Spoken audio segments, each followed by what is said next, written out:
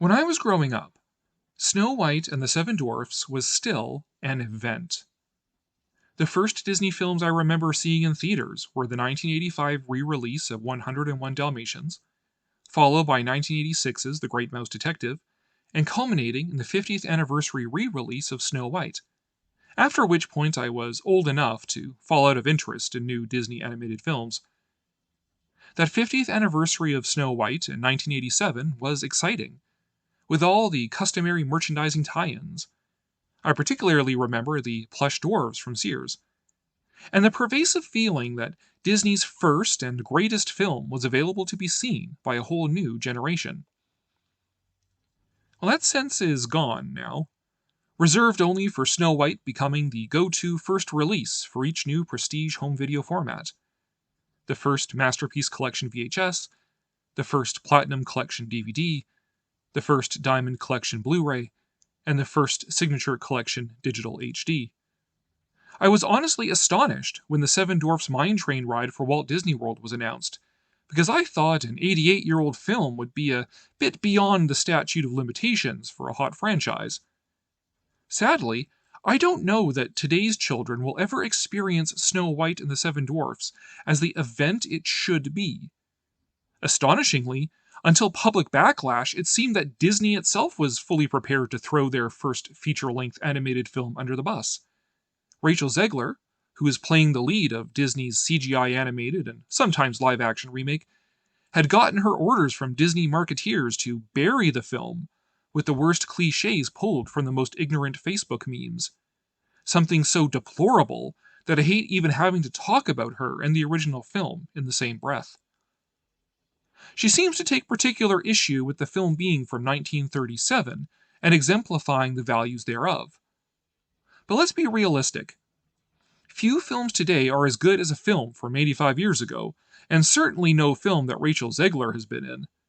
Her IMDb page shows nothing of the caliber of a Casablanca, or Citizen Kane, or Wizard of Oz, or Gone with the Wind, or Mutiny on the Bounty, of Mice and Men, Bride of Frankenstein, King Kong, Duck Soup, Mr. Smith Goes to Washington, or even an average musical by Fred Astaire and Ginger Rogers, or Busby Berkeley. But watching Snow White in its historical context puts the exclamation point on what an unprecedented cinematic milestone it was. To a movie-going public reared on relatively unsophisticated Mickey Mouse and silly symphony cartoons, Snow White would have been a bolt of lightning from out of nowhere. It is only with the privilege of hindsight that we can guffaw at the critics who guffawed at what they called Disney's folly. Given what Disney had produced up to this point, how could they anticipate what he was going to do? Who could imagine watching an hour and a half of the kinds of cartoons made up to that point?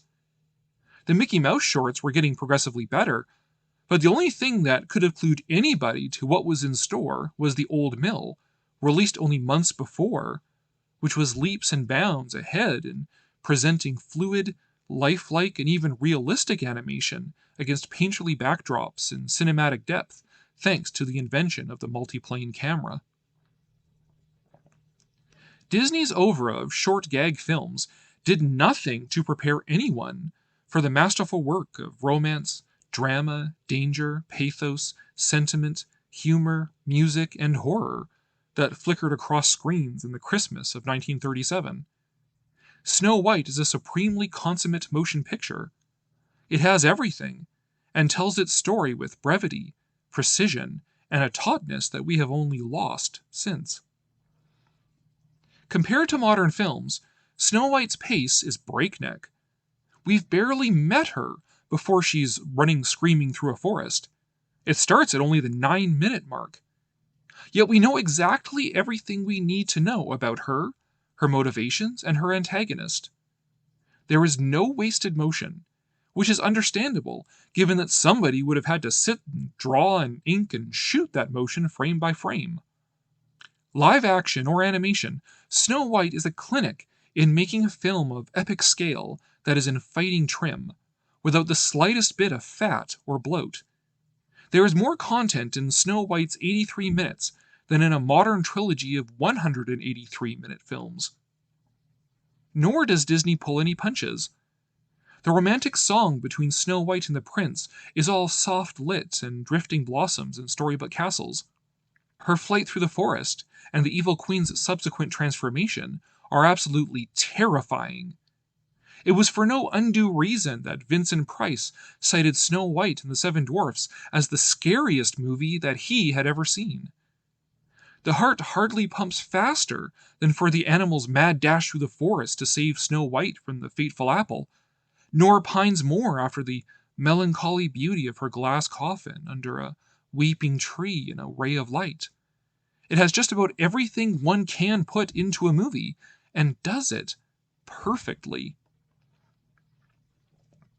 Audiences felt that way too, and assured all of Disney's future success. Snow White was never nominated for a Best Picture Oscar, but was awarded a special Oscar all of its own in 1939. With the proceeds, Disney could afford to build a custom studio in Burbank, and Disney's art form would become increasingly sophisticated.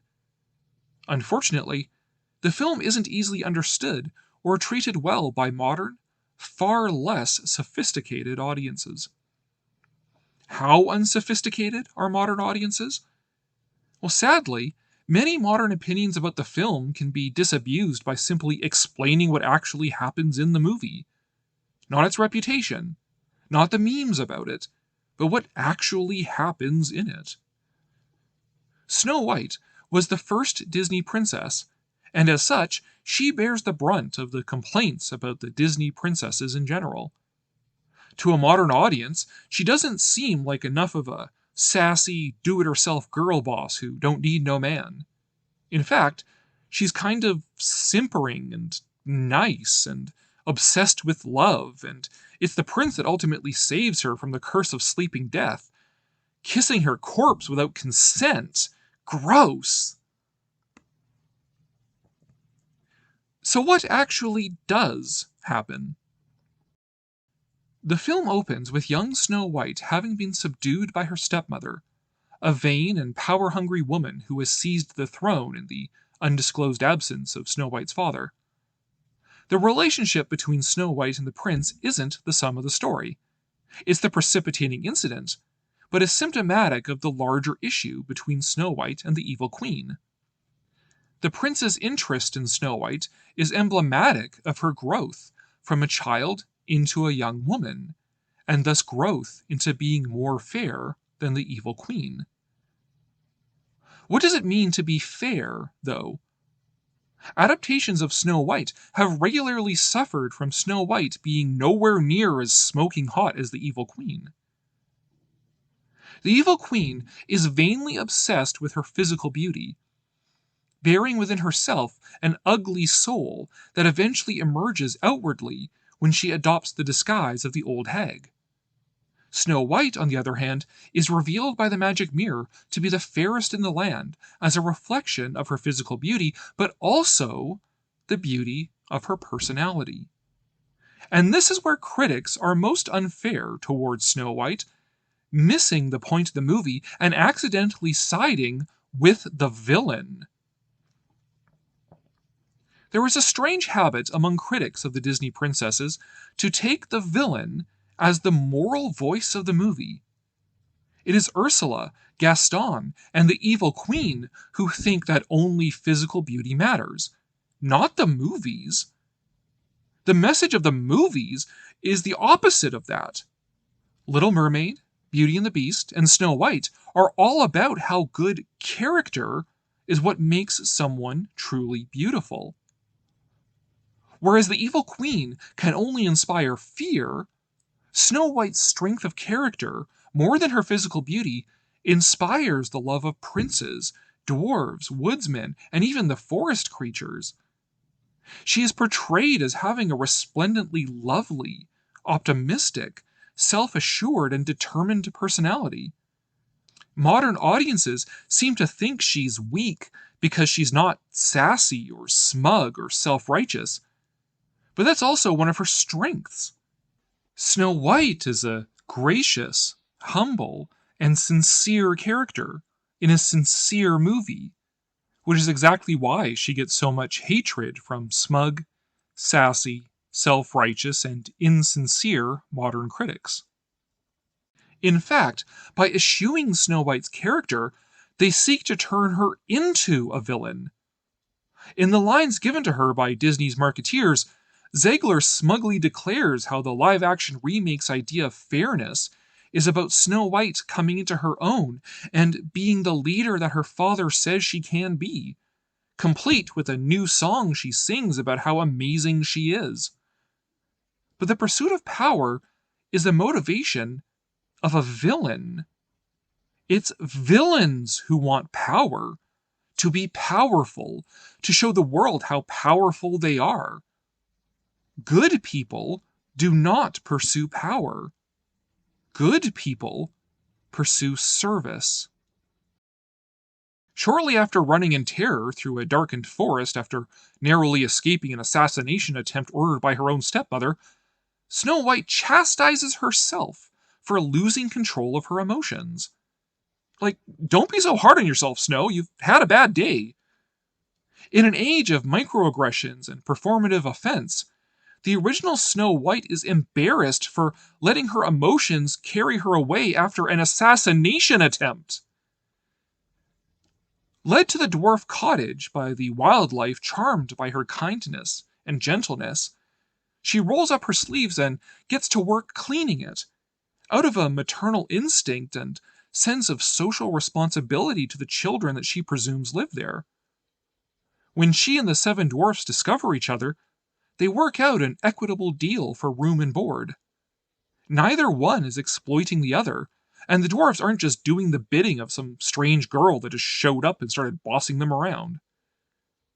Growing closer over their brief time together, Snow's charm and strength of character is even able to win over the misogynist, misanthropic dwarf.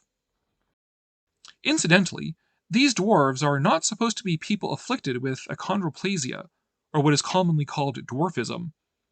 These are cutesy 19th century fairy tale versions of fantasy dwarves, like in The Lord of the Rings or The Ring of the Nibelungen. The sort of underground beings who spend the day in their vast mines digging up mithril and other treasures. The name dwarf itself derives from the German, because these beings are known to us from German folklore and mythology.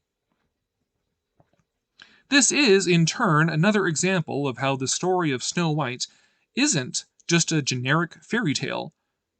So many remakes of Disney films are justified on the grounds that these fairy tales have no grounding in the real world, so it's fair game to take them and twist them and appropriate them however Disney sees fit.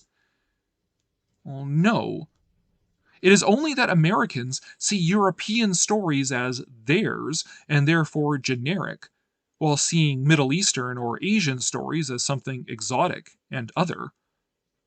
Snow White is a German story, a part of German culture, just as The Little Mermaid is very much a Danish Christian story, or Cinderella is a French one. They are as much situated in their culture as Aladdin or Mulan are in theirs, and that's what makes them interesting. It's boring to see every fairy tale reduced to a thin gruel of American culture, made to reflect American culture and American demographics back at itself. As much as I love old Disney movies, the best adaptations of stories like Wind in the Willows or Beauty and the Beast come from the same culture that the story is originally from. That even includes stories that actually are American. But, as an indignant non-American whose country is currently being threatened by American imperialism, I digress. Sadly, neither the dwarfs nor the absent prince are able to save Snow White from the queen's wrath. Nevertheless, the nameless prince who fell for her at the beginning of the film is able to find her and break the terrible curse of sleeping death. Love for one who could inspire such love wins out in the end, in an allegory that has less to do with non-consensual kissing by a stalker and more to do with the Christian resurrection of the dead at the end of time. Physical beauty is not a virtuous goal of itself, and the single-minded pursuit of it can turn a person morally ugly, as we see through the self-destructive obsessions of the evil queen. Rather, a virtuous character is what makes one truly fair. So, of course, people who aren't fair, who aren't a virtuous character, who are obsessed with power and image, don't understand and don't like Snow White. It's a sad indictment of our age that we're not even capable of seeing Snow White's virtues for what they are, and consequently understand the moral message of the film itself.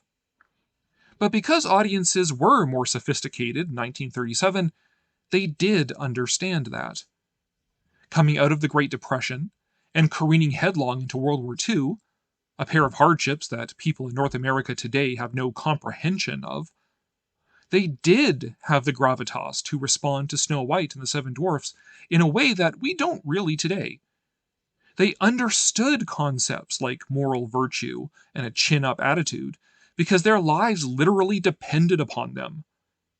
Disney used to carry that torch for Snow White, treating it with the sincerity and gravity that it deserves. But indeed, it is no longer the event it was. Now, Disney seems ashamed of it and wants to dump its body in a mass grave alongside every other film it made before 2009, to fix it with another live action remake. But it is wholly unnecessary. If you actually sit and watch it, watch and try to understand this beautiful and charming and sincere and consummately made film, you too may find yourself charmed by the fairest in the land.